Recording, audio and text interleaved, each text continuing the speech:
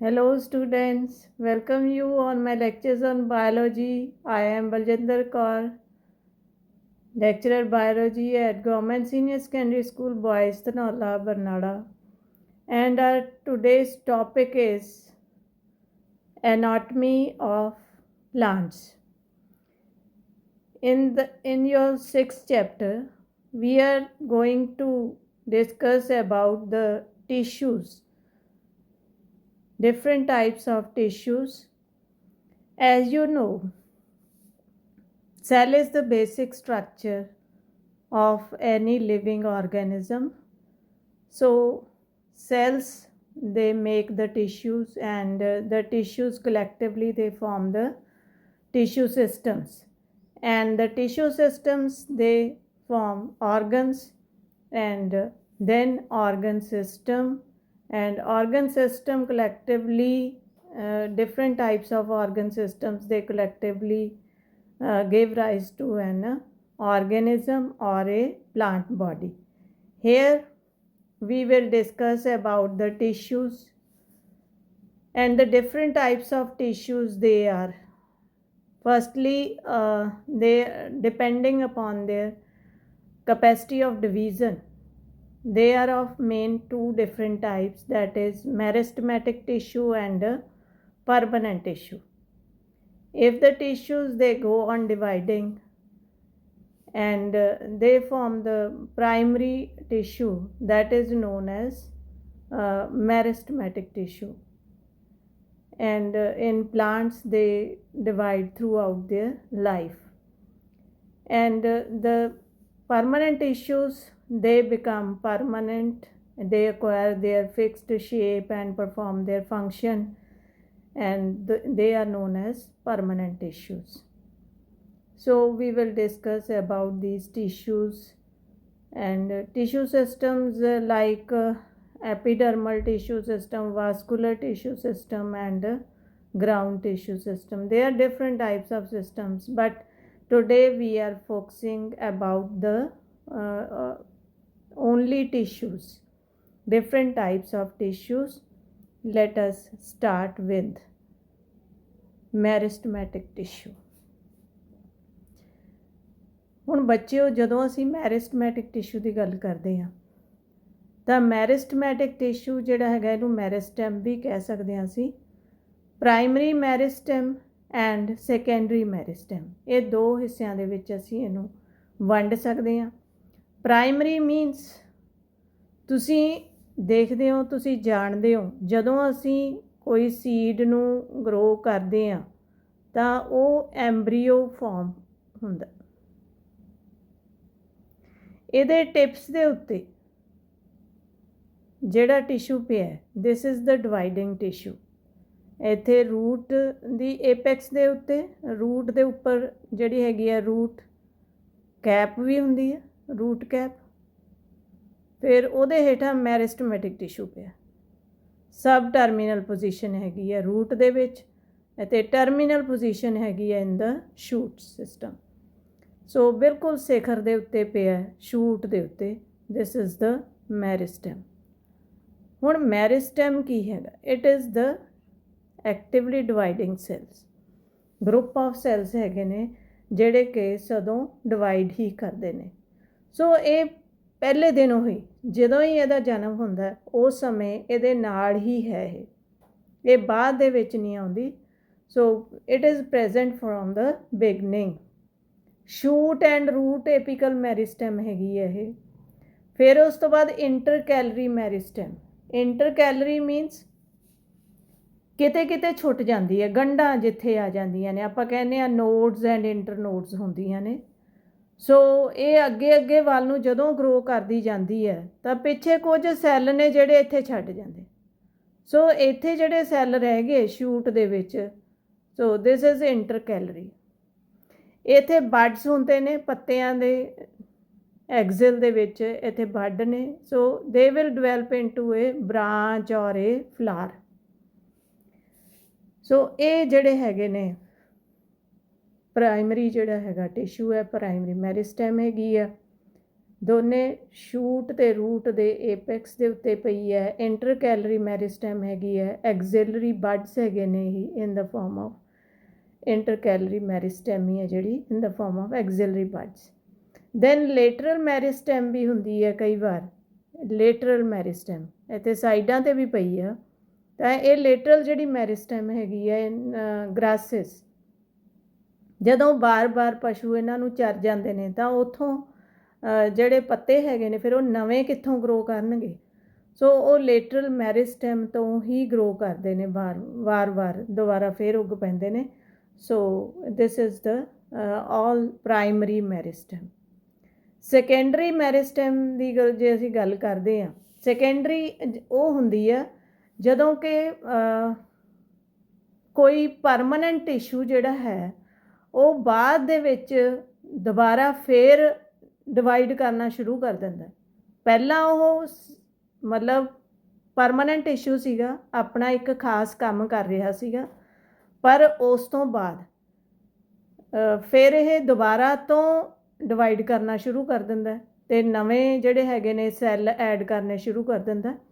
ਸੋ ਇਸ ਨੂੰ ਅਸੀਂ ਸੈਕੰਡਰੀ ਮੈਰਿਸਟੈਮ ਕਹਿੰਦੇ ਹਾਂ, ਜਿਹੜਾ ਕਿ ਬਾਅਦ ਦੇ ਵਿੱਚ ਪੈਦਾ ਹੁੰਦਾ ਗਾ। So they are formed later on from the permanent tissue. ਇਹਦੀ ਐਗਜ਼ਾਮਪਲਸ ਹੈਗੀਆਂ ਬੇਟਾ, ਵਾਸਕੂਲਰ ਕੈਂਬੀਅਮ ਮੀਨਸ ਵਾਸਕੂਲਰ ਬੰਡਲਸ, ਜਿਹੜੇ ਜ਼ਾਈਲਮ ਅਤੇ ਫਲੋਇਮ ਨੇ ਉਹਨਾਂ ਦੇ ਵਿਚਕਾਰ ਜਿਹੜੇ ਹੈਗਾ ਇੱਕ ਡਿਵਾਈਡਿੰਗ ਟਿਸ਼ੂ ਪਿਆ ਹੁੰਦਾ ਜਿਹਨੂੰ ਆਪਾਂ ਕੈਂਬੀਅਮ ਕਹਿੰਦੇ ਹਾਂ। ਸੋ ਉਹ ਇੱਕ ਸੈੱਲ ਦੀ ਤਹਿ ਹੀ ਹੁੰਦੀ ਆ ਜਿਹੜੀ ਕਿ ਦੋਨੇ ਪਾਸੇ, ਇੱਕ ਪਾਸੇ ਜ਼ਾਈਲਮ ਅਤੇ ਇੱਕ ਪਾਸੇ ਫਲੋਇਮ ਡਿਵਾਈਡ ਕਰਕੇ ਦਿੰਦੀ ਰਹਿੰਦੀ ਆ। ਮੰਨ ਲਓ ਇਹ ਵਾਸਕੂਲਰ ਕੈਂਬੀਅਮ ਹੈ ਅਤੇ ਇਹਦੇ ਇੱਕ ਪਾਸੇ ਜ਼ਾਈਲਮ ਹੈਗਾ, ਇੱਕ ਪਾਸੇ ਫਲੋਇਮ ਹੈ। ਇੱਧਰ ਜ਼ਾਈਲਮ ਹੈ ਤਾਂ ਇਸ ਪਾਸੇ ਇਹਨੇ ਜ਼ਾਈਲਮ ਦੇ ਸੈੱਲ ਦੇਈ ਜਾਣੇ ਆ ਕੱਟ ਕੇ, ਅਤੇ ਦੂਸਰੇ ਪਾਸੇ ਫਲੋਇਮ ਦੇ ਸੈੱਲ ਕੱਟ ਕੇ ਦੇਈ ਜਾਣੇ। ਸੋ ਦਿਸ ਇਜ਼ ਦ ਵਾਸਕੂਲਰ ਕੈਂਬੀਅਮ, ਜਾਂ ਇਹਨੂੰ ਅਸੀਂ ਫੈਸੀਕੂਲਰ ਕੈਂਬੀਅਮ ਵੀ ਕਹਿੰਦੇ ਹਾਂ, ਜਾਂ ਇੰਟਰਾਫੈਸੀਕੂਲਰ ਕੈਂਬੀਅਮ ਵੀ ਕਿਹਾ ਜਾਂਦਾ। ਸੋ ਦਿਸ ਇਜ਼ ਫੈਸੀਕੂਲਰ ਕੈਂਬੀਅਮ। ਅਤੇ ਹੁਣ ਇਸ ਤੋਂ ਬਿਨਾਂ ਜੇ ਦੋ ਵਾਸਕੂਲਰ ਬੰਡਲਸ ਜਿਹੜੇ ਹੈਗੇ ਨੇ ਜਾਂ ਜਿੰਨੇ ਵੀ ਹੈਗੇ ਨੇ ਉਹਨਾਂ ਦੇ ਵਿਚਕਾਰ, ਇਹ ਤਾਂ ਫੈਸੀਕੂਲਰ ਕੈਂਬੀਅਮ ਹੋ ਗਿਆ, ਇਹਨਾਂ ਦੇ ਵਿਚਕਾਰ ਜਿਹੜਾ ਪੇਰਨਕਾਈਮੇਟਸ ਟਿਸ਼ੂ ਹੈਗਾ ਉਹ ਪਹਿਲਾਂ ਪੇਰਨਕਾਈਮਾ ਸੀਗਾ, ਆਪਣਾ ਕੰਮ ਕਰਦਾ ਸੀਗਾ, ਪਰ ਹੁਣ ਉਹ ਡਿਵਾਈਡ ਕਰਨ ਲੱਗ ਗਿਆ ਇਹਨਾਂ ਦੇ ਨਾਲ ਹੀ। ਜਦੋਂ ਇਹ ਟਿਸ਼ੂ ਗਰੋ ਕਰੂਗਾ, ਜ਼ਾਈਲਮ ਅਤੇ ਫਲੋਇਮ ਨੇ ਜਦੋਂ ਡਿਵਾਈਡ ਕਰਨਾ, ਗਰੋ ਕਰਨਾ, ਤਾਂ ਨਾਲ ਹੀ ਇਹ ਟਿਸ਼ੂ ਵੀ ਗਰੋ ਕਰੂਗਾ। ਸੋ ਇੱਥੇ ਜਿਹੜੇ ਸੈੱਲ ਹੈਗੇ ਨੇ ਇਹਨਾਂ ਨੂੰ ਅਸੀਂ ਕਹਿੰਦੇ ਹਾਂ ਇੰਟਰਫੈਸੀਕੂਲਰ ਕੈਂਬੀਅਮ। ਇੰਟਰਫੈਸੀਕੂਲਰ ਕੈਂਬੀਅਮ। ਸੋ ਇਹ ਇੰਟਰਫੈਸੀਕੂਲਰ ਕੈਂਬੀਅਮ ਦੋ ਵਾਸਕੂਲਰ ਬੰਡਲਸ ਦੇ ਵਿਚਕਾਰ ਦਾ ਜਿਹੜਾ ਟਿਸ਼ੂ ਹੈ, ਦਿਸ ਇਜ਼ ਦ ਇੰਟਰਫੈਸੀਕੂਲਰ ਕੈਂਬੀਅਮ। ਦੈਨ ਅਗਲਾ ਹੈਗਾ ਕਾਰਕ ਕੈਂਬੀਅਮ। ਕਾਰਕ ਕੈਂਬੀਅਮ ਮੀਨਸ ਫੈਲੋਜਨ, ਜਿਹੜਾ ਕਿ ਫੈਲਮ ਨੂੰ ਜਨਰੇਟ ਕਰਦਾ, ਉਸ ਨੂੰ ਅਸੀਂ ਫੈਲੋਜਨ ਕਹਿੰਦੇ ਹਾਂ। ਸੋ ਕਾਰਕ ਨੂੰ ਬਣਾਉਂਦਾ, ਜਿਹੜਾ ਕਾਰਕ ਦੇ ਥੱਲੇ ਹੈਗਾ, ਕਾਰਟੈਕਸ ਦੇ ਬਾਹਰਲੀ ਤਹਿ ਹੈਗੀ ਹੈ ਜਿਹੜੀ ਪਹਿਲਾਂ ਕਾਰਟੈਕਸ ਸੀਗੀ, ਹੁਣ ਉਹ ਡਿਵਾਈਡ ਕਰਕੇ ਕਾਰਕ ਬਣਾਉਣ ਲੱਗ ਗਈ। ਜਾਂ ਕਿਤੇ ਕਿਤੇ ਵੂੰਡ ਕੈਂਬੀਅਮ ਵੀ ਹੋ ਜਾਂਦੀ ਆ, ਜੇ ਕਿਤੇ ਜ਼ਖਮ ਹੋ ਜਾਂਦਾ ਦਰਖਤ ਦਾ, ਤੁਸੀਂ ਦੇਖੋ ਥੋੜ੍ਹੇ ਸਮੇਂ ਬਾਅਦ ਉਹ ਭਰ ਵੀ ਜਾਂਦਾ ਹੈਗਾ। ਸੋ ਤੁਹਾਡੇ ਵੀ ਜੇ ਕਿਤੇ ਜ਼ਖਮ ਹੋ ਜਾਂਦਾ ਤਾਂ ਉਹ ਵੀ ਭਰ ਜਾਂਦਾ। ਸੋ ਜਿਹੜੇ ਸਾਡੇ ਇੱਥੇ ਫੰਕਸ਼ਨ ਕਰ ਰਹੇ ਨੇ, ਕੋਈ ਖਾਸ ਫੰਕਸ਼ਨ ਕਰ ਰਹੇ ਨੇ ਸੈੱਲ, ਉਹ ਫਿਰ ਡਿਵਾਈਡਿੰਗ ਸਟੇਟ ਦੇ ਵਿੱਚ ਆ ਜਾਂਦੇ ਨੇ ਅਤੇ ਫਿਰ ਉਹਨੂੰ ਅਸੀਂ ਵੂੰਡ ਕੈਂਬੀਅਮ ਕਹਿੰਦੇ ਹਾਂ, ਅਤੇ ਉਹ ਜ਼ਖਮ ਨੂੰ ਭਰ ਦਿੰਦੇ ਨੇ। ਨੈਕਸਟ ਅਸੀਂ ਚੱਲਦੇ ਹੈਗੇ ਹਾਂ ਮੈਰਿਸਟਮੈਟਿਕ ਟਿਸ਼ੂ। ਦੇਖੋ ਇੱਥੇ ਤੁਹਾਡੀ NCERT ਦੇ ਵਿੱਚੋਂ ਬੇਟਾ ਮੈਂ ਲੈ ਕੇ ਆਈ ਹੋਈ ਹਾਂ ਡਾਇਗਰਾਮ, ਅਤੇ ਇਹਦੇ ਵਿੱਚ ਤੁਸੀਂ ਦੇਖ ਸਕਦੇ ਹੋ ਆਹ ਰੂਟ ਕੈਪ ਹੈਗੀ ਆ, ਇਟ ਇਜ਼ ਰੂਟ ਕੈਪ। ਆਹ ਜਿਹੜਾ ਹੈਗਾ ਰੂਟ ਦਾ ਮੈਰਿਸਟਮੈਟਿਕ ਟਿਸ਼ੂ ਹੈ, ਇਹ ਸਟੈਮ ਦਾ, ਇਹ ਜਿਹੜੇ ਹੈਗੇ ਆ ਸ਼ੂਟ ਦਾ ਮੈਰਿਸਟਮੈਟਿਕ ਟਿਸ਼ੂ ਹੈ। ਇਹ ਲੀਵਜ਼ ਪ੍ਰਾਈਮੋਰਡੀਆ ਹੈਗੇ ਨੇ। ਹੋ ਸਕਦਾ ਤੁਹਾਨੂੰ ਡਾਇਗਰਾਮ ਜਿਹੜੀ ਹੈਗੀ ਹੈ ਇਹ ਆ ਜੇ। ਬਾਕੀ ਕਾਰਟੈਕਸ ਹੈਗੀ ਹੈ ਅਤੇ ਆਹ ਵਾਸਕੂਲਰ ਸਟੈਂਡਸ ਹੈਗੇ ਨੇ, ਇਹਦੇ ਬਾਰੇ ਤੁਸੀਂ ਜਾਣਕਾਰੀ ਰੱਖਣੀ ਹੈ। ਵਾਸਕੂਲਰ ਸਟੈਂਡਸ ਦੇ ਦੁਆਲੇ ਕਾਰਟੈਕਸ ਹੁੰਦੀ ਹੈ, ਅੱਗੇ ਜਾ ਕੇ ਤੁਸੀਂ ਇਹਨਾਂ ਬਾਰੇ ज़्यादा जानकारी हासिल करोगे। सो आ ਜਿਹੜੇ ਹੈਗੇ ਨੇ ਪਿੱਛੇ ਦੇਖੋ ਆ ਅੱਗੇ ਲੰਘ ਗਿਆ ਸ਼ੂਟ ਦਾ ਜਿਹੜਾ ਏਪੈਕਸ ਹੈਗੀ ਆ ਪ੍ਰਾਇਮਰੀ ਮੈਰਿਸਟੈਮ ਹੈ ਜਿਹੜੀ ਉਹ ਡਿਵਾਈਡ ਕਰਦੇ ਕਰਦੇ ਇਹ ਲੈਂਥ ਗਰੋ ਕਰ ਗਈ ਤੇ ਆ ਪਿੱਛੇ ਥੋੜੇ ਜਿਹੇ ਸੈੱਲ ਨੇ ਜਿਹੜੇ ਉਹ ਰਹਿ ਗਏ ਇਨ ਦਾ ਫਾਰਮ ਆਫ ਐਕਸਿਲਰੀ ਬਡ। ਇਸੇ ਤਰ੍ਹਾਂ ਹੀ ਇਹ ਡਾਇਗਰਾਮ ਦੇ ਵਿੱਚ ਵੀ ਥੋੜੀ ਜਿਹੜੀ ਹੈਗੀ ਆ ਇਹ ਕਲਰਡ ਹੈਗੀ ਆ ਸੋ ਜ਼ਿਆਦਾ ਦਿਖਾਈ ਦਿੰਦਾ। ਆ ਲੇਟਰਲ ਮੈਰਿਸਟੈਮ ਹੈਗੀ ਆ ਇੰਟਰਕੈਲਰੀ ਮੈਰਿਸਟੈਮ ਹੈ and the apical meristem. Next we will move to the next slide. Now ਹੁਣ permanent tissues। permanent tissues ਦੇ ਵਿੱਚ ਜਦੋਂ ਅਸੀਂ ਦੇਖਦੇ ਹਾਂ ਇਹਦੇ ਵਿੱਚ ਤਿੰਨ ਤਰ੍ਹਾਂ ਦੇ ਟਿਸ਼ੂ ਨੇ ਬੇਟਾ। ਇੱਕ ਤਾਂ ਪੇਰਨਕਾਈਮੇਟਸ ਆ ਪੇਰਨਕਾਈਮੇਟਸ ਟਿਸ਼ੂ ਹੈਗਾ। ਸੋ ਪੇਰਨਕਾਈਮੇਟਸ ਟਿਸ਼ੂ ਜਿਹੜੇ ਹੈਗੇ ਨੇ they are thin walled tissues. ਸੈੱਲਾਂ ਦੇ ਕੰਧਾਂ ਤਾਂ ਹੁੰਦੀਆਂ ਹੀ ਨੇ ਸਾਨੂੰ ਪਤਾ ਇਹਨਾਂ ਦੇ ਸਾਰਿਆਂ ਦੇ ਸੈੱਲ ਵਾਲਸ ਹੁੰਦੀਆਂ ਨੇ ਸੈਲੂਲੋਜ਼ ਦੀਆਂ ਬਣੀਆਂ ਹੁੰਦੀਆਂ ਨੇ। ਇਹ ਪਲਾਂਟ ਸੈੱਲ ਦੀ ਖਾਸੀਅਤ ਹੁੰਦੀ ਹੈ। So they are the living cells with the thin walls. ਪਤਲੀਆਂ ਕੰਧਾਂ ਨੇ ਉਹ ਓਵਲ ਹੋ ਸਕਦੇ ਨੇ ਉਹ ਗੋਲ ਰਾਊਂਡ ਹੋ ਸਕਦੇ ਨੇ ਇਲੋਂਗੇਟਡ ਹੋ ਸਕਦੇ ਨੇ ਕੋਈ ਵੀ ਸ਼ੇਪ ਹੋ ਸਕਦੀ ਹੈ ਇਹਨਾਂ ਦੀ। ਸੋ ਪੋਲੀਗੋਨਲ ਹੋ ਸਕਦੇ ਨੇ। ਦੈਨ ਇਹ ਇਹਨਾਂ ਦੇ ਵਿੱਚ ਸਪੇਸਿਸ ਜਿਹੜੀਆਂ ਹੈਗੀਆਂ ਨੇ ਇੰਟਰਸੈਲੂਲਰ ਸਪੇਸਿਸ ਇਹ ਹੋ ਵੀ ਸਕਦੀਆਂ ਨੇ ਨਹੀਂ ਵੀ ਹੋ ਸਕਦੀਆਂ। ਇਹਨਾਂ ਦਾ ਜਿਹੜਾ ਮੇਨ ਕੰਮ ਹੈਗਾ ਇਹ ਲਿਵਿੰਗ ਹੁੰਦੇ ਨੇ ਇਹਨਾਂ ਦੇ ਵਿੱਚ ਨਿਊਕਲੀਅਸ ਹੁੰਦੇ ਨੇਗੇ ਅਤੇ ਇਹਨਾਂ ਦਾ ਜਿਹੜਾ ਮੇਨ ਕੰਮ ਹੈ that is storage and secretion. That is storage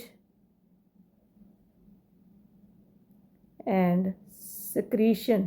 ਸਕਰੀਟ ਕਰਦੇ ਨੇ ਕੁਛ ਵੀ ਜਿਹੜਾ ਤੁਸੀਂ ਦੇਖਦੇ ਹੋ ਹੁਣ ਕਿਸੇ ਵੀ ਸਟੈਮ ਦੇ ਵਿੱਚੋਂ ਕੁਝ ਨਾ ਕੁਝ ਜੇ ਬਾਹਰ ਨਿਕਲਦਾ ਹੈਗਾ ਗਮਸ ਨੇ ਰੇਜ਼ਨਸ ਨੇ ਟੈਨਨ ਸਟੋਰ ਕਰਦੇ ਹੈਗੇ ਨੇ। ਸੋ ਇਹ ਸਾਰਾ ਕੁਝ ਜਿਹੜਾ ਹੈਗਾ ਇਹਨਾਂ ਦੇ ਹਿੱਸੇ ਹੀ ਆਉਂਦਾ। ਕੋਈ ਆਇਲਸ ਸਟੋਰ ਕਰਨੇ ਨੇ ਸਟਾਰਚ ਸਟੋਰ ਕਰਨੇ।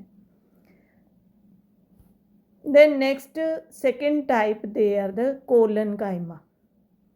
ਕੋਲਨਕਾਈਮਾ ਕੋਲਨਕਾਈਮਾ ਜਿਹੜੇ ਸੈੱਲ ਨੇ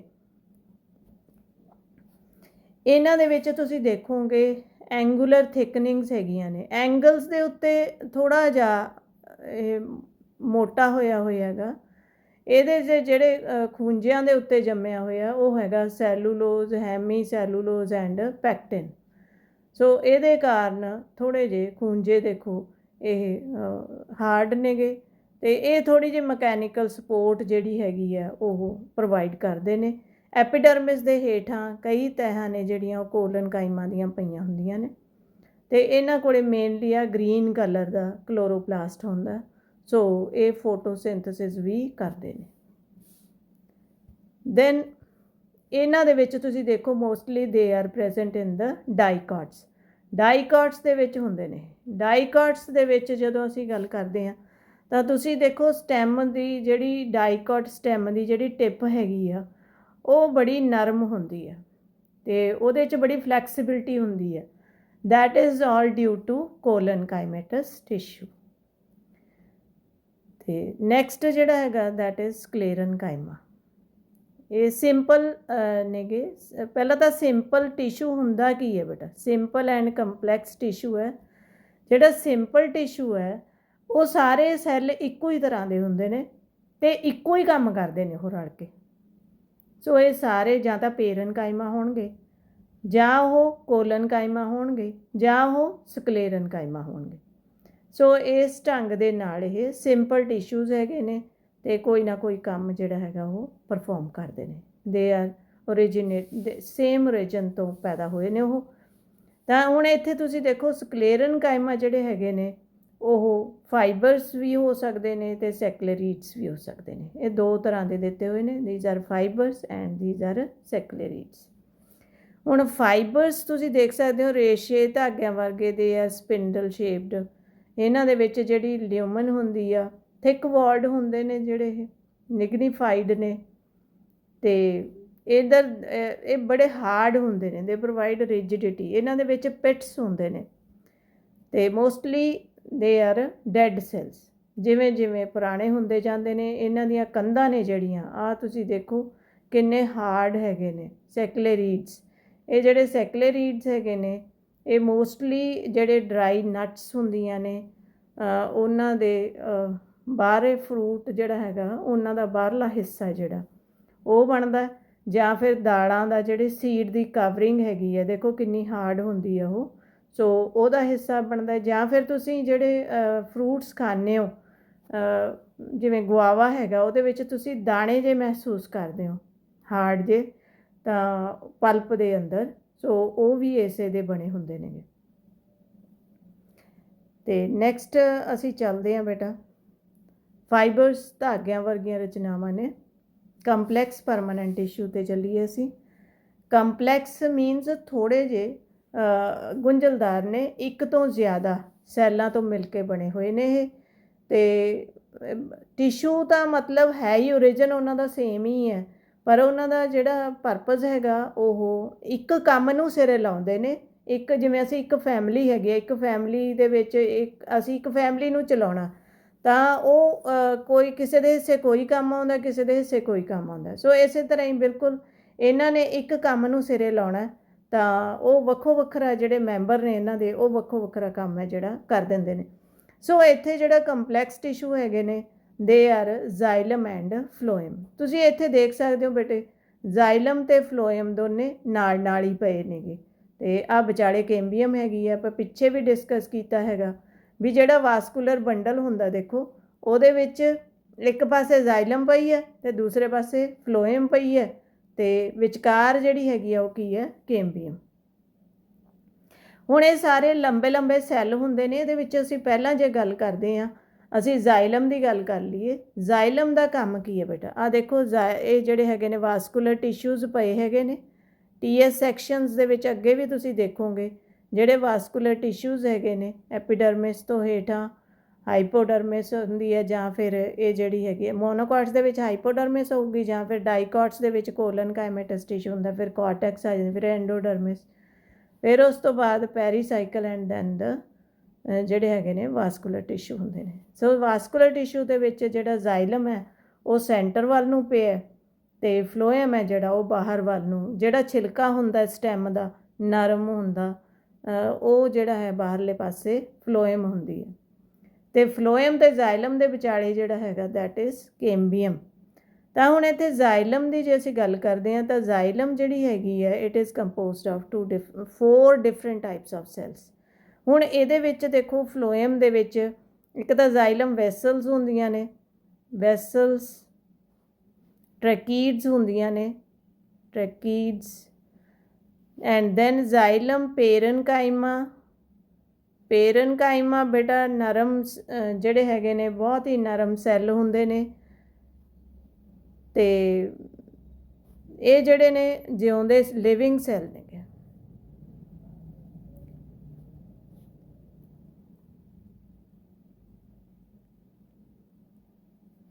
ਹਾਂਜੀ ਬੇਟੇ, ਹੁਣ ਅਸੀਂ ਦੇਖੀਏ ਕਿ ਇਹਦੇ ਵਿੱਚ 4 ਤਰ੍ਹਾਂ ਦੇ cell, ਜ਼ਾਈਲਮ vessel, ਜ਼ਾਈਲਮ ਟਰੈਕੀਡ, ਜ਼ਾਈਲਮ ਪੇਰਨਕਾਈਮਾ and ਜ਼ਾਈਲਮ fibres.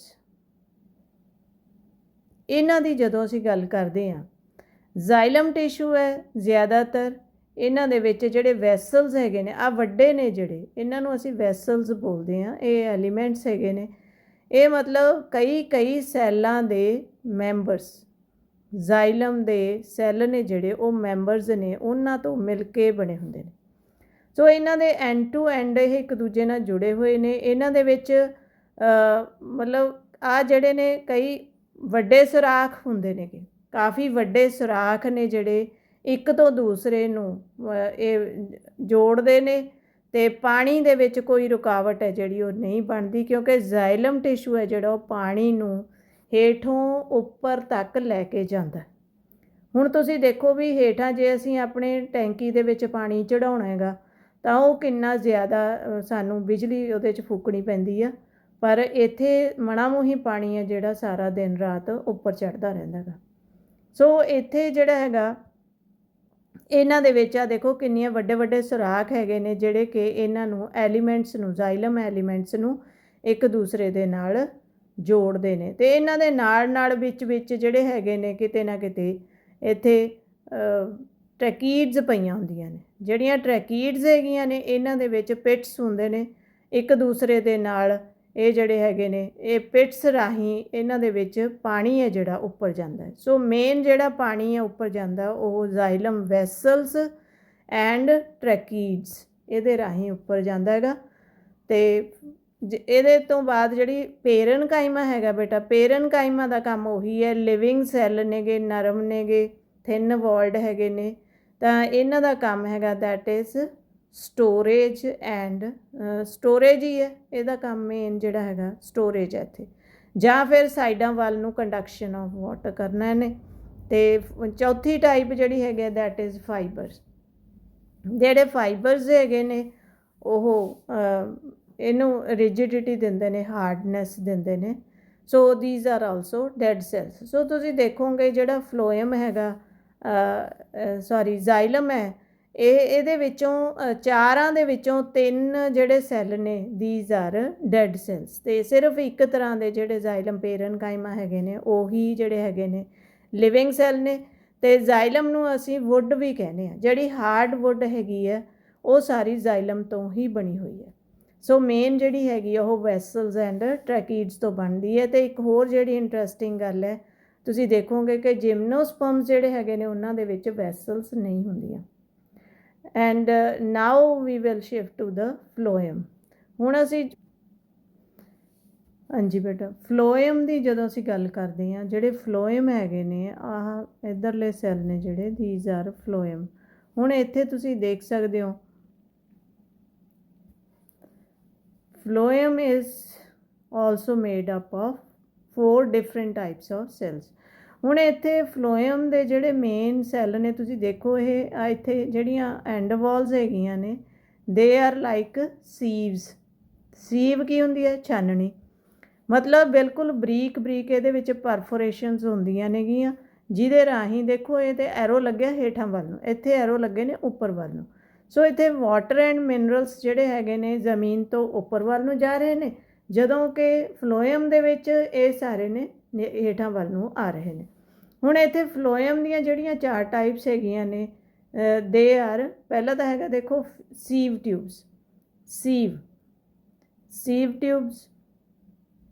Shiv tubes ਜਿਹੜੀਆਂ ਨੇ ਉਹ ਬਿਲਕੁਲ ਖਾਲੀ ਨੇ, ਇਹਨਾਂ ਦੇ ਵਿੱਚ ਕੋਈ ਨਿਊਕਲੀਅਸ ਨਹੀਂ ਹੁੰਦਾ, ਅਤੇ ਇਹਨਾਂ ਦੇ ਰਾਹੀਂ ਵੈਸੇ ਇਹਨਾਂ 'ਚ ਪ੍ਰੋਟੋਪਲਾਜ਼ਮ ਬਾਕੀ ਜਿਹੜਾ ਹੈਗਾ ਸਾਈਟੋਪਲਾਜ਼ਮ ਹੁੰਦਾ, ਪਰ ਓਨਲੀ ਨਿਊਕਲੀਅਸ ਨਹੀਂ ਹੁੰਦਾ। ਸੋ ਇਹਦਾ ਜਿਹੜਾ ਨਿਊਕਲੀਅਸ ਨਹੀਂ ਹੈ ਫਿਰ ਉਹਨੂੰ ਕੰਟਰੋਲ ਕੌਣ ਕਰਦਾ? ਉਹਨੂੰ ਕੰਟਰੋਲ ਕਰਦੇ ਨੇ ਕੰਪੈਨੀਅਨ ਸੈਲਸ। ਕੰਪੈਨੀਅਨ ਸੈਲਸ ਨੇ ਜਿਹੜੇ ਦੀਜ਼ ਆਰ ਪੇਰਨਕਾਈਮੇਟਸ ਸੈੱਲ ਹੀ ਨੇ ਇਹ, ਅਤੇ ਇਹ ਜਿਹੜਾ ਇਹਨਾਂ ਦਾ ਨਿਊਕਲੀਅਸ ਹੈਗਾ ਉਹ ਸੀਵ ਟਿਊਬ ਦਾ ਵੀ ਕੰਮ ਕਰਦਾ ਹੈਗਾ, ਅਤੇ ਨਾਲ ਦੀ ਨਾਲ ਹੀ ਇਹਦੇ ਨਾਲ ਹੀ ਪਏ ਹੁੰਦੇ ਨੇ ਇਹ। ਅਤੇ ਇਸ ਤੋਂ ਬਾਅਦ ਫਲੋਇਮ ਪੇਰਨਕਾਈਮਾ। ਪੇਰਨਕਾਈਮਾ ਉਦੋਂ ਹੀ ਬੇਟਾ ਲਿਵਿੰਗ ਸੈੱਲ ਹੈਗਾ। ਸੋ ਫਲੋਇਮ ਪੇਰਨਕਾਈਮਾ ਐਂਡ ਜਿਹੜੇ ਲਾਸਟ ਹੈਗੇ ਨੇ ਦੀਜ਼ ਆਰ ਫਾਈਬਰਸ, ਫਲੋਇਮ ਫਾਈਬਰਸ। ਹੁਣ ਇੱਥੇ ਜਦੋਂ ਅਸੀਂ ਗੱਲ ਕਰਦੇ ਹਾਂ ਤਾਂ ਇਹ ਜਿਹੜਾ ਦੇਖੋ ਉਹ ਪੱਤਿਆਂ ਤੋਂ ਜਿਹੜਾ ਆਰਗੈਨਿਕ ਗਲੂਕੋਜ਼ ਵਗੈਰਾ ਬਣਦਾ, ਆਰਗੈਨਿਕ ਫੂਡ ਬਣਦਾ ਹੈਗਾ ਫੋਟੋਸਿੰਥੇਸਿਸ ਰਾਹੀਂ, ਤਾਂ ਉਸ ਨੂੰ ਪੌਦੇ ਦੇ ਸਾਰੇ ਹਿੱਸਿਆਂ ਤੱਕ ਪਹੁੰਚਾਉਣਾ ਇਹਨੇ ਫਲੋਇਮ ਨੇ। ਇਹ ਫਲੋਇਮ ਦਾ ਕੰਮ ਹੈ। ਸੋ ਫਲੋਇਮ ਦੀ ਜਿਹੜੀ ਫਲੋ ਹੈਗਾ ਦੈਟ ਇਜ਼ ਬਾਈ ਡਾਇਰੈਕਸ਼ਨਲ, ਇਹ ਸਾਰੇ ਪਾਸਿਆਂ ਨੂੰ ਜਾਂਦਾ, ਹੇਠਾਂ ਨੂੰ ਜੜ੍ਹਾਂ ਤੱਕ ਵੀ ਜਾਣਾ ਇਹਨੇ, ਉਹਨੇ ਆਪਣੇ ਤੋਂ ਉੱਪਰ ਵਾਲੇ ਹਿੱਸਿਆਂ ਨੂੰ ਵੀ ਪਹੁੰਚਾਉਣਾ, ਜਿੱਥੇ ਹਲੇ ਲੀਵਸ ਜਿਹੜੇ ਗਰੋ ਕਰ ਰਹੇ ਨੇ, ਸੋ ਉਹ ਹਜੇ ਆਪਣਾ ਫੂਡ ਨਹੀਂ ਤਿਆਰ ਕਰਦੇ, ਉੱਥੇ ਤੱਕ ਵੀ ਪਹੁੰਚਾਉਣਾ। ਪਰ ਜ਼ਾਈਲਮ ਜਿਹੜੀ ਹੈਗੀ it is only unidirectional flow ਹੈ ਜਿਹੜਾ ਇਹਨਾਂ ਦੇ ਵਿੱਚ ਹੁੰਦਾ ਹੈਗਾ, ਜੜ੍ਹਾਂ ਤੋਂ ਉੱਪਰ ਵੱਲ ਨੂੰ ਹੀ ਜਾਂਦਾ। ਅਤੇ ਇਹਦੇ ਵਿੱਚ ਹੁਣ ਤੁਸੀਂ ਦੇਖੋ ਵੀ ਜਿਹੜੇ ਸੀਵ ਟਿਊਬਸ ਹੈਗੇ ਨੇ, ਸੀਵ ਟਿਊਬਸ ਅਤੇ ਕੰਪੈਨੀਅਨ ਸੈਲਸ ਅਤੇ ਨਾਲ ਹੀ ਫਲੋਇਮ ਪੇਰਨਕਾਈਮਾ ਉਹੀ ਸਟੋਰੇਜ ਕਰਦਾ ਹੈਗਾ ਅਤੇ ਕੰਡਕਸ਼ਨ ਕਰਦਾ ਸਾਈਡ ਰੇਡੀਅਲ ਨੂੰ, ਰੇਡੀਅਸ ਵੱਲ ਨੂੰ ਰੇਡੀਅਲ ਕੰਡਕਸ਼ਨ ਹੈਗਾ।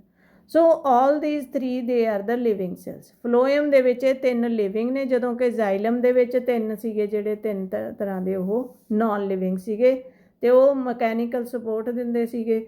ਇੱਥੇ ਜਿਹੜਾ ਹੈਗਾ ਇਹ ਨਰਮ ਟਿਸ਼ੂ ਹੈਗਾ, ਅਤੇ fibres they are made up of sclerenchymatous tissue, hard ਹੈਗਾ, ਮਕੈਨੀਕਲ ਸਪੋਰਟ ਵੀ ਦਿੰਦਾ, ਪਲੱਸ ਜਿਹੜਾ ਤੁਸੀਂ ਦੇਖਦੇ ਹੋ ਜੂਟ ਹੈਂਪ ਵਗੈਰਾ ਜਿੱਥੇ ਰੇਸ਼ੇ ਧਾਗੇ ਨਿਕਲਦੇ, ਪਹਿਲਾਂ ਤਾਂ ਪਿੰਡਾਂ ਦੇ ਵਿੱਚ ਉਹ ਦੱਬ ਦਿੰਦੇ ਹੁੰਦੇ ਸੀਗੇ, ਖੇਤਾਂ 'ਚ ਬੀਜਦੇ ਸੀਗੇ ਤਾਂ ਟੋਭੇ 'ਚ ਦੱਬ ਦਿੰਦੇ ਅਤੇ ਉਹਨੂੰ ਜਦੋਂ ਗਲ ਜਾਂਦਾ ਟਿਸ਼ੂ ਫਿਰ ਉਸ ਨੂੰ ਬੜੇ ਸੋਹਣੇ ਰੇਸ਼ੇ ਜਿਹੜੇ ਲੰਬੇ ਲੰਬੇ ਸੀ ਜਿਹੜੇ ਉਹਨਾਂ ਨੂੰ ਉਤਾਰ ਲਿਆ ਜਾਂਦਾ ਸੀ ਅਤੇ ਸੈਂਟਰ ਵਾਲੀ ਜਿਹੜੀ ਜ਼ਾਈਲਮ ਸੀਗੀ ਉਹਨੂੰ ਬਾਲਣ ਦੇ ਰੂਪ ਦੇ ਵਿੱਚ ਵਰਤ ਲਿਆ ਜਾਂਦਾ ਸੀਗਾ। ਤਾਂ ਹੁਣ ਇਹ ਐਜ਼ ਏ ਮਤਲਬ ਵਪਾਰਕ ਪੱਖ ਤੋਂ ਇਹਨਾਂ ਦੀ ਇੰਪੋਰਟੈਂਸ ਹੈਗੀ ਆ ਅਤੇ ਲੋਕ ਇਹਦਾ ਵਪਾਰ ਕਰਦੇ ਆ, ਬੋਰੀਆਂ ਬਣਦੀਆਂ, ਇਹਨਾਂ ਦੇ ਰੱਸੇ ਬਣਦੇ ਹੈਗੇ ਨੇ, ਬਾਣ ਬਣਦਾ। ਸੋ ਇਸ ਤਰ੍ਹਾਂ ਨਾਲ ਜਿਹੜੇ ਫਲੋਇਮ ਦੇ ਫਾਈਬਰਸ ਹੈਗੇ ਨੇ ਉਹ ਜਿਹੜੇ ਨੇ ਸਾਡੇ ਲਈ ਕਾਫੀ ਅਹਿਮ ਸਥਾਨ ਹੈਗਾ ਇਹਨਾਂ ਦਾ। ਐਂਡ ਨੈਕਸਟ ਅਸੀਂ ਚੱਲਦੇ ਹਾਂ ਸਮਰੀ ਵੱਲ ਨੂੰ। So based on the capacity to divide tissues, they are of two types, meristem and permanent tissue. Depending on the constitution of the cells, tissues they are of two types. Simple tissue is formed of similar cells which carry out same function, and parenchyma हो गया, ਇਹਦੇ 'ਚ ਕੋਲਨਕਾइमा हो गया and ਸਕਲੇਰਨ। Parenchyma बड़ा नरम tissue हैगा, it is living हैगा, ਇਹਦੇ ਕੋਲ ਨਿਊਕਲੀਅਸ ਪਿਆ, ਸਟੋਰੇਜ ਤੇ ਜਿਹੜਾ ਹੈਗਾ ਇਹ ਕੰਮ ਕਰਦਾ ਕੰਡਕਸ਼ਨ ਦਾ। ਕੋਲਨਕਾइमा ਦੇ ਐਂਗਲਸ ਜਿਹੜੇ ਹੈਗੇ ਨੇ ਦੇ ਆਰ ਥਿਕਨਡ, ਖੂੰਜੇ ਥੋੜ੍ਹੇ ਜਿਹਾ ਮਕੈਨੀਕਲ ਸਟਰੈਂਥ ਵੀ ਦਿੰਦਾ ਅਤੇ ਫੋਟੋਸਿੰਥਸਿਸ ਵੀ ਕਰਦਾ। ਸਕਲੇਰਨਕਾइमा ਜਿਹੜਾ ਹੈਗਾ ਇਹ ਡੈਡ ਟਿਸ਼ੂ ਹੈਗਾ, ਸੋ ਇਹ ਮਕੈਨੀਕਲ ਸਪੋਰਟ ਹੀ ਦਿੰਦਾ ਹੈਗਾ। ਅਤੇ ਕੰਪਲੈਕਸ ਟਿਸ਼ੂ ਜਿਹੜਾ ਹੈਗਾ ਇਹ ਅਸੀਂ ਕਰ ਲਿਆ। Complex tissue is made up of 2 or more types of cells aggregate to perform a similar function. ਇੱਕ ਫੰਕਸ਼ਨ ਕੰਮ ਕਰਨ ਵਾਸਤੇ 2 ਜਾਂ 2 ਤੋਂ ਜ਼ਿਆਦਾ ਟਾਈਪ ਦੇ ਜਿਹੜੇ ਸੈੱਲ ਨੇ ਉਹ ਇਕੱਠੇ ਹੋ ਜਾਂਦੇ ਨੇ। For example xylem and phloem. ਹੁਣ ਇੱਥੇ ਜਦੋਂ ਤੁਸੀਂ ਦੇਖਦੇ ਹੋ ਬੇਟਾ ਜ਼ਾਈਲਮ ਜਿਹੜਾ ਹੈਗਾ ਉਹਦੇ ਵਿੱਚ ਵੈਸਲਸ ਐਂਡ ਟਰੈਕੀਡਸ ਹੈਗੀਆਂ ਨੇ, ਵੈਸਲਸ ਐਂਡ ਟਰੈਕੀਡਸ। ਅਤੇ ਜ਼ਾਈਲਮ ਪੇਰਨਕਾइमा, ਜ਼ਾਈਲਮ ਪੇਰਨਕਾइमा ਐਂਡ ਜ਼ਾਈਲਮ ਫਾਈਬਰ। ਸੋ ਇਹ 4 ਤਰ੍ਹਾਂ ਦੇ ਨੇ। ਪਰ ਜਦੋਂ ਅਸੀਂ ਫਲੋਇਮ ਦੀ ਗੱਲ ਕਰਦੇ ਹਾਂ ਤਾਂ ਇੱਥੇ ਜਿਹੜੇ ਹੈਗੇ ਨੇ ਉਹ ਸੀਵ ਟਿਊਬਸ ਆ ਗਏ, ਕੰਪੈਨੀਅਨ ਸੈਲਸ ਨੇਗੇ, ਕੰਪੈਨੀਅਨ ਸੈੱਲ, ਅਤੇ ਫਲੋਇਮ ਪੇਰਨਕਾइमा ਐਂਡ ਫਲੋਇਮ ਫਾਈਬਰ। ਪੇਰਨਕਾइमा ਅਤੇ ਫਾਈਬਰ ਦੋਨਾਂ ਦੇ ਵਿੱਚ ਹੀ ਹੈਗੇ ਨੇ। ਅਤੇ ਇੱਧਰ ਜਿਹੜੇ ਹੈਗੇ ਨੇ ਜ਼ਾਈਲਮ ਦੇ ਵਿੱਚ ਵੈਸਲ ਅਤੇ ਟਰੈਕੀਡਸ ਹੈਗੇ ਨੇ, ਹਾਰਡ ਟਿਸ਼ੂ ਹੈ, ਡੈਡ ਟਿਸ਼ੂ ਹੈਗਾ। ਇੱਧਰ ਜਿਹੜੇ ਹੈਗੇ ਨੇ ਉਹ ਸੀਵ ਟਿਊਬਸ ਐਂਡ ਕੰਪੈਨੀਅਨ ਸੈਲਸ ਨੇ। ਅਤੇ ਜਦੋਂ ਅਸੀਂ ਜਿਮਨੋਸਪਰਮਸ ਦੀ ਗੱਲ ਕਰਦੇ ਹਾਂ ਤਾਂ ਉਹਨਾਂ ਦੇ ਵਿੱਚ ਇਹ ਦੋਨੇ ਸੀਵ ਟਿਊਬ ਅਤੇ ਕੰਪੈਨੀਅਨ ਸੈਲਸ ਐਬਸੈਂਟ ਹੁੰਦੇ ਨੇ। ਉਹਨਾਂ ਦੀ ਜਗ੍ਹਾ 'ਤੇ ਐਲਬਿਊਮਿਨਸ ਸੈੱਲ ਐਂਡ ਸੀਵ ਸੈਲਸ ਹੁੰਦੇ ਨੇ। ਸੋ ਟਿਊਬਾਂ ਨਹੀਂ ਬਣੀਆਂ ਹਜੇ, ਛੋਟੇ ਸੈੱਲ ਹੀ ਉਹਨਾਂ ਦਾ ਕੰਮ ਹੈ ਜਿਹੜਾ ਉਹ ਕਰੀ ਜਾਂਦੇ ਨੇ। ਸੋ ਐਡਵਾਂਸ ਸਟੇਜ ਦੇ ਵਿੱਚ ਐਂਜੀਓਸਪਰਮਸ ਦੇ ਵਿੱਚ ਇਹ ਪੂਰੀ ਤਰ੍ਹਾਂ ਨਾਲ ਵੈਲ ਡਿਵੈਲਪਡ ਹੈਗੇ ਨੇ ਸਾਰੇ ਟਿਸ਼ੂਜ਼। Thank you.